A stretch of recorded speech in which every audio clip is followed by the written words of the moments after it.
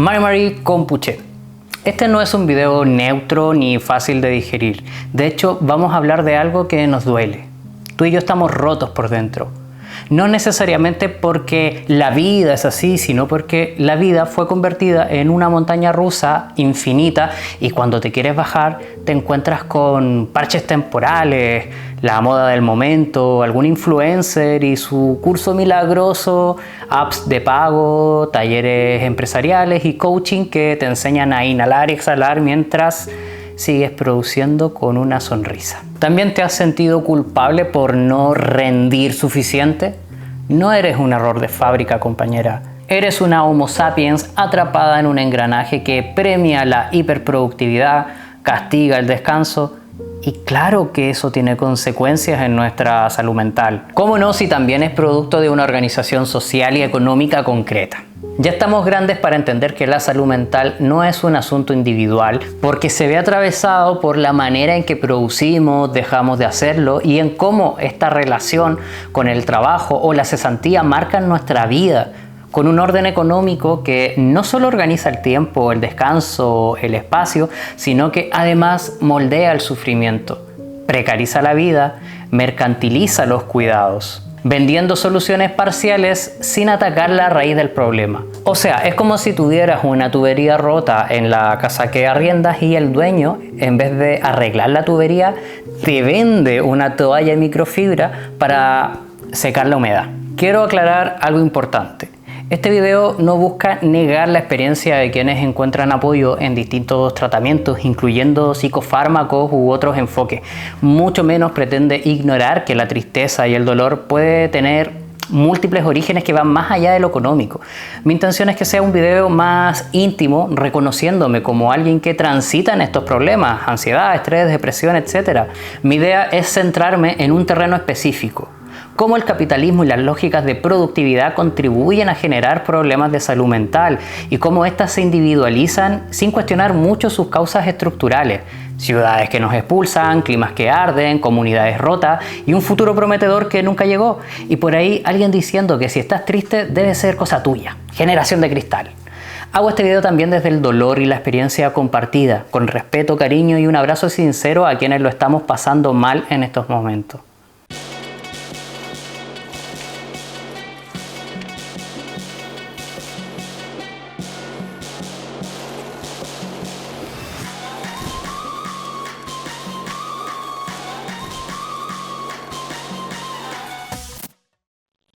Este canal siempre será gratis y de acceso libre, pero detrás de cada video hay jornadas enteras de lectura, investigación, guión, grabación, edición. Me tomo muy en serio este trabajo y si quieres apoyarlo puedes hacerlo de forma voluntaria en Patreon, Ko-fi o Liberapay, ahí en la descripción del video. Y si no se puede, pues comparte, suscríbete, son pequeños gestos pero que ayudan mucho contra el algoritmo. Gracias de antemano.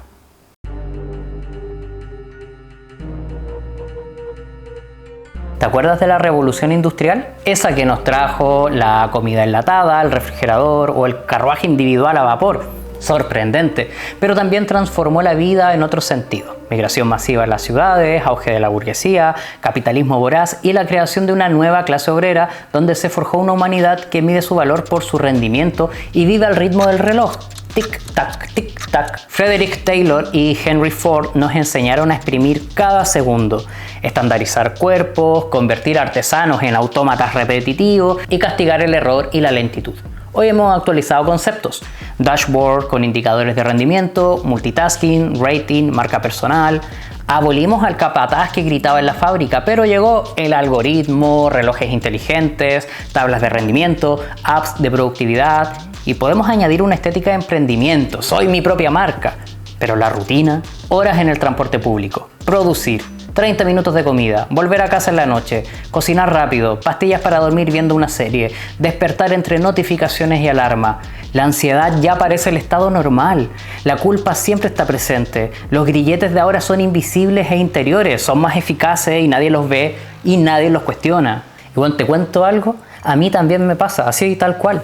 Llevo años siendo inmigrante y buscando trabajo y en todas partes hablan de flexibilidad, horarios adaptables y conciliación laboral y eso lo asocian a la libertad, pero son contratos temporales o por hora. Eso si es que tienes suerte de conocer un contrato. Practicantes eternos, freelance, estabilidad, ¿qué es esa weá? Hoy trabajo, mañana no sé, quizás la próxima semana ya no me den trabajo y no podré pagar el arriendo. Y si me enfermo, y si se cae el internet, se formatea mi computador, el riesgo siempre lo asumo yo. O sea que la flexibilidad a veces es la excusa para precarizar. Ah, pero tú pusiste en tu currículum que eres creativo. A ver, produce mucho y con menos recursos. ¿En qué momento pensé que habría estabilidad? Ah, claro. Somos una generación rara. Nuestros padres vivieron cosas difíciles, trabajo infantil, abuelos alcohólicos que peleaban con el diablo en un cerro, dictaduras, y creyeron que profesionalizarnos nos garantizaría un futuro distinto. Tuvieron buenas intenciones, pero mira, acumulamos títulos, idiomas, posgrado, deudas por estudiar, soportamos trabajos gratis para ganar experiencia y así, encadenados en trabajos efímeros que se suman a una larga fila en un currículum.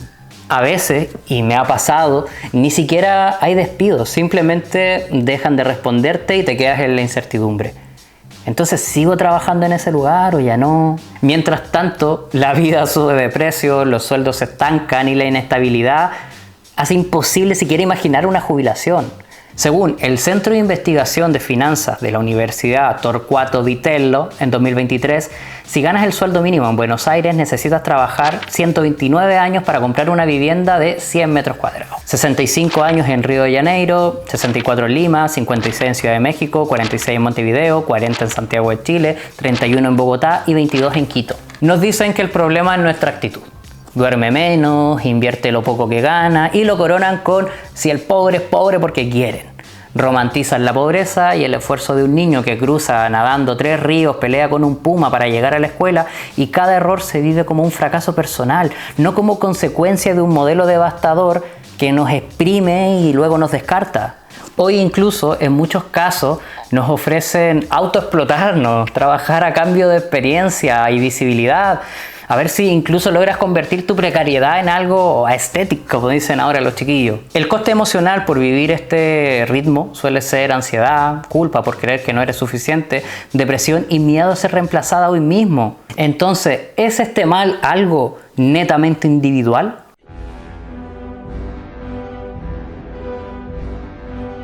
Llegamos al punto clave.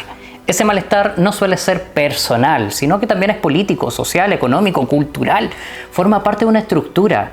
La ansiedad o la depresión ya no parecen ser excepciones patológicas, sino que rasgos cada vez más comunes de una persona funcional desde una lógica capitalista. Mientras estas afecciones no interfieran en la productividad, las normas de la sociedad, la moralidad vigente, mientras no supongan un conflicto para el status quo y el malestar no se haga visible, les da igual si atender o no a esos problemas y cuando se hace se le etiqueta como enfermedad. Es decir, las consecuencias emocionales de este sistema no se les reconoce por su origen estructural, sino por su capacidad de interrumpir el engranaje social de la producción. Será tratado como un problema individual para que puedas tolerar mejor tu realidad y seguir produciendo. Atacan el síntoma y nunca la estructura que la creó, y así vamos creando una sociedad triste, sedada, y hasta se puede lucrar con las heridas que el propio capitalismo produce. ¿Cuándo vamos a detener esta máquina de la muerte? En Latinoamérica, por ejemplo, todo esto repercute muy fuerte. La norma es la informalidad laboral. Los sueldos son para subsistir y las estructuras de salud y servicio están muy dañadas. La ansiedad supera promedios globales. La pandemia dejó consecuencias muy serias en nuestra rutina. Hay violencia estatal, violencia machista, el narco, el extractivismo que a su vez arranca a las comunidades de sus territorios y medios de supervivencia, dejando contaminación, migración forzada, neocolonialismo. Y el auge de las ultraderechas solo puede empeorar todo eso. Pero también aparecen fuerzas de reserva, ollas comunes, cooperativas, radios populares, redes feministas, la organización de diversos pueblos en resistencia, y ahí están, enfrentando la adversidad en espacios en donde lo que aparentemente es individual debe volverse una causa común. Según UNICEF, aproximadamente el 15% de los jóvenes en Latinoamérica entre 10 a 19 años están diagnosticados con lo que llaman trastornos mentales. Considerando que la media mundial es un 13% y que solo hablamos de personas con diagnósticos en mano, y Haití es de los países que encabeza la lista. Lo cierto es que la generación millennial está hablando mucho sobre estos temas. ¿Será porque es la frágil generación de cristal? Claro, no somos bien machitos para aguantar y ahogar esos problemas con 3 borracheras semanales y luego desquitarnos con nuestras familias como es la tradición. O con una buena golpiza, eso del estrés ya se pasa y en nada ya estás trabajando de sol a sol como todo niño de 12 años.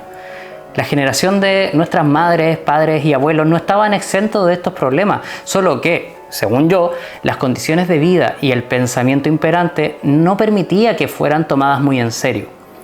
Sí, más bien declaradas como una debilidad, algo a lo que responder con lo que ahora llaman resiliencia, un término usado últimamente como un eufemismo para decirte que debes tolerar más opresiones. Pero tolerar un modelo que permite genocidios en vivo y en directo y que se lucran hasta con el dolor no es una opción saludable. Hace falta redistribuir el tiempo, mejorar nuestra calidad de vida, permitir que podamos pasar más tiempo con nuestras hijas e hijos, tener derecho efectivo a desconectarnos de los sistemas de puntuación, que nuestras vidas no se consuman en su totalidad a cambio de un salario. Falta acompañamiento comunitario, horizontal y autogestionado, acceso a una vivienda digna, condiciones favorables para vivir. Estar cansadas y cansados de sostener una máquina que nos trata como números no es un problema individual, es justamente el funcionamiento esperado y muy logrado del capitalismo.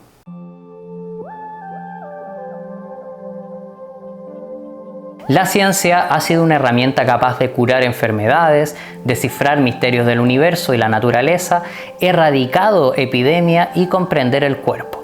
No se puede negar que ha sido una de las conquistas más poderosas de la humanidad, al menos cuando está en manos comprometidas con el bien común. Pero sí, a lo largo de la historia también ha sido usada como instrumento para legitimar opresiones y el control social. Cuando el poder político o económico se apropia de la ciencia, más que entender el funcionamiento de la realidad, empieza a justificar el orden establecido. Puede usarse para silenciar la disidencia, patologizar la rebeldía o convertir el descontento en trastorno individual, transformando lo que podría ser una herramienta liberadora en una máquina para domesticar. A lo largo del siglo XIX y XX, figuras que desafiaban el orden social como anarquistas, feministas y la comunidad LGTBIQ+, fueron medicalizadas y etiquetadas en muchísimos casos como desviaciones mentales. El anarquista como el sujeto con trastornos sociopáticos, desadaptado, las feministas como histéricas, neuróticas, locas y toda la diversidad sexual y de género como desviades, invertides. Así que históricamente han sufrido encierro, aislamiento y estigmatización. En otro orden de cosas, se combate la expresión del sufrimiento y se despolitiza el malestar. Se confunde el mal con su expresión, como el ejemplo de la tubería rota al principio del video. Por ejemplo, si alguien tiene ansiedad o depresión, en vez de preguntarse qué condiciones sociales están generando aquello, muchos se enfocan más en si es un desequilibrio químico o algo más, o bien se reduce a cosas más individuales, según qué enfoque, incluso llevándolo a la culpa del individuo. Está claro que eso es más fácil, pues si se reconoce que el capitalismo es la enfermedad, entonces habría que derribarlo. Y eso es casi imposible de imaginar. Como podemos ver en las series de televisión, parece ser más fácil y atractivo imaginar futuros distópicos, aún posapocalípticos, pero es difícil encontrar una serie que nos proponga futuros alternativos y más optimistas al margen del capitalismo. La ciencia muchas veces, en vez de liberar, termina siendo funcional a que todo siga igual. Aclaro que no estoy negando la utilidad de la ciencia, ni la existencia real de los problemas de salud mental, ni el valor de ciertos tratamientos que se basan en escuchar, empatizar o con enfoques comunitarios. Tampoco digo que absolutamente todo malestar venga del capitalismo. O sea, ejemplo, hay muchos casos de depresión por muerte de algún ser querido.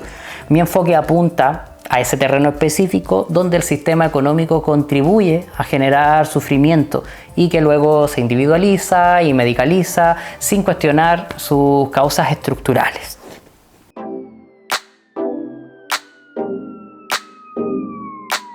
No todas las personas tienen las mismas oportunidades para recibir atención en estos temas. Y eso no es un detalle ni una pequeña falla, sino que es parte del funcionamiento de esta sociedad.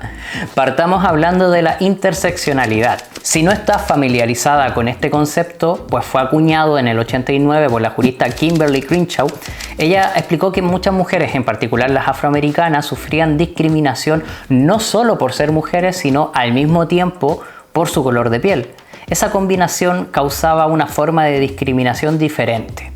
No bastaría solo con sumar racismo, sexismo, ya había que entender cómo estas opresiones se interseccionan y crean nuevas formas de exclusión.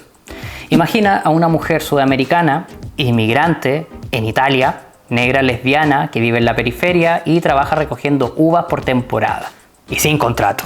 Ella enfrentaría la discriminación por machismo, xenofobia, racismo, homofobia, clasismo y por su estatus migratorio. Todas estas opresiones no actuarían por separado, sino que se entrecruzan y refuerzan entre sí. No sería extraño que, dada todas esas opresiones, tuviera ansiedad, depresión y, dada su condición, es muy probable que no pueda acceder a atención psicológica, porque fuera muy difícil por falta de recursos, barreras culturales o el miedo a la estigmatización. Miedo que, por cierto, es bastante comprensible, pues las aísla y las silencia. Personas reducidas a un diagnóstico atrapando su identidad con una etiqueta clínica. Se suele infantilizar su pesar y justificar sus opresiones, pero toda esta estigmatización no nace del musgo, sino de una construcción cultural que teme a todo aquel que no encaje en su lógica de productividad y control. Un enfoque interseccional sería entender las diversas causas que se combinan y que no se pueden tratar por separado. Si no entendemos estas combinaciones y no se lucha por derribar aquella violencia estructural presente incluso en la mayoría de los enfoques de salud mental, pues se termina excluyendo a esas personas que te diré que están lejos de ser una minoría. No querer ver estas realidades es también hacerse cómplice de ellas. Por eso la interseccionalidad es una herramienta urgente para entender las diversas opresiones y cómo afectan a las personas. El capitalismo y el autoritarismo nos hace un daño tremendo, pero no para todas las personas se manifiesta igual. Mientras no hagamos algo para extirpar el capitalismo y toda forma de dominación, esa herida colectiva seguirá creciendo y la respuesta seguirá siendo la estigmatización, la sedación y la exclusión.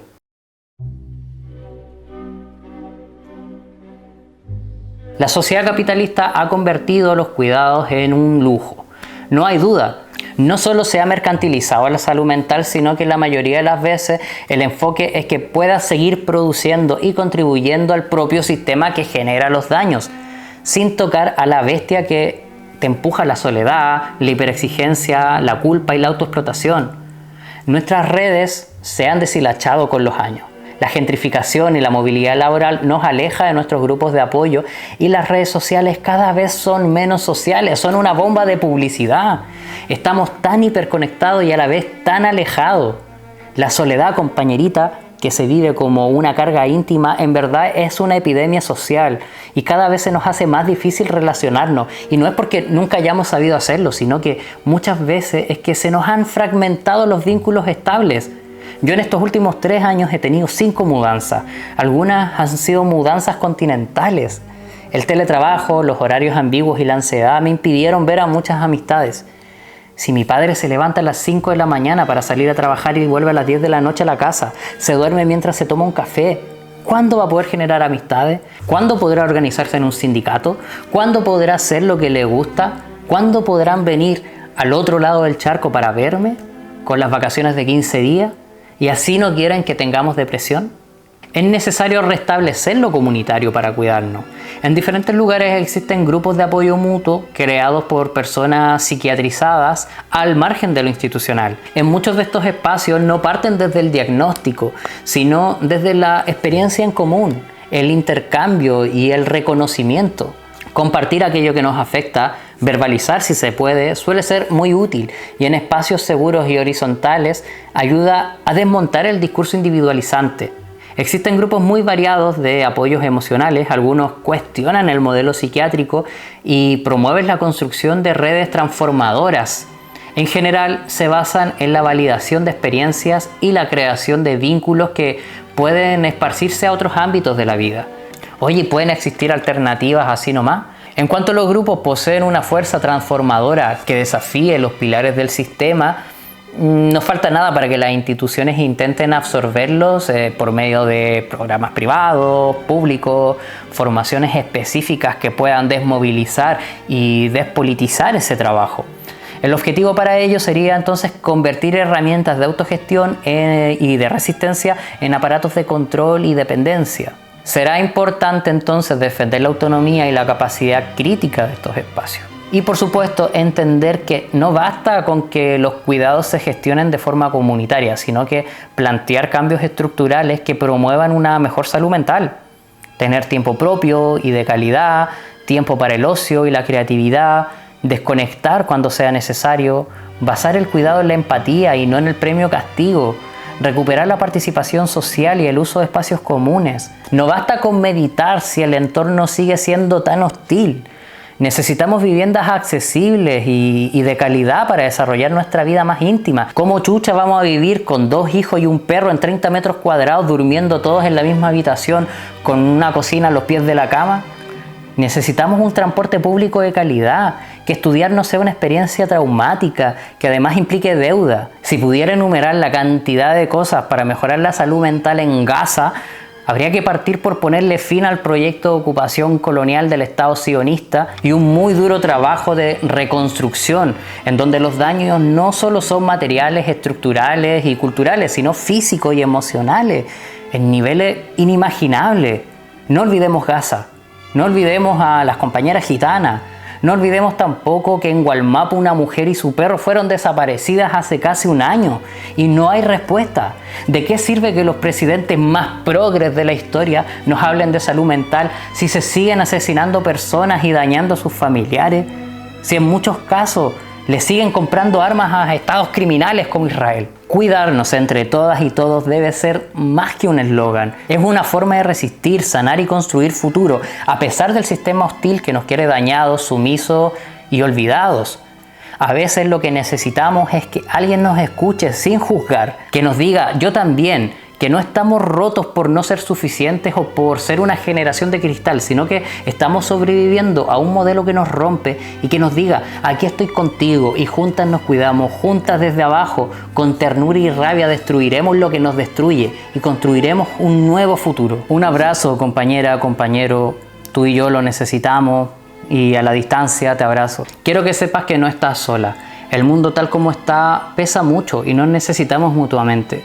No te miento, también estoy roto por dentro, crisis de ansiedad y pánico, sin saber cómo mierda llegar a fin de mes, con una frustración profesional y una terapia que en mi caso personal me está ayudando a entender el origen de mis frustraciones. Tu historia importa, tú importas. Recuerda que hay gente que te piensa con cariño, incluso en silencio, y te encontrarás con gente hermosa que pueda acompañarte. Hay gatitos que están sonando porque son unos gatitos muy bebés chiquititos que tenemos en acogida y creo que han sonado en esta parte del final. Bueno, un beso, Peucayal. Respondo racionalmente a los estímulos. Si alguien sufre, lo consuelo. Alguien me pide ayuda, se la doy. ¿Por qué entonces usted cree que estoy loco? Ustedes se han ido volviendo locos de a poco por no reconocer esos estímulos. Alguien se muere y ustedes lo dejan morir. Alguien pide ayuda y ustedes miran para otro lado. Alguien tiene hambre y ustedes dilapidan lo que tienen. Alguien se muere de tristeza y ustedes lo encierran para no verlo. Alguien que sistemáticamente adopta esas conductas, que camina entre las víctimas como si no estuviera. Podrá vestirse bien, podrá pagar sus impuestos, ir a misa, pero no me va a negar que está enfermo. ¿Por qué no dejan de una buena vez la hipocresía y buscan la locura de este lado? Y se dejan de perseguir a los tristes, a los pobres de espíritu, a los que no compran porque no quieren o porque no pueden. Toda esa mierda que usted me vendería de muy buena gana.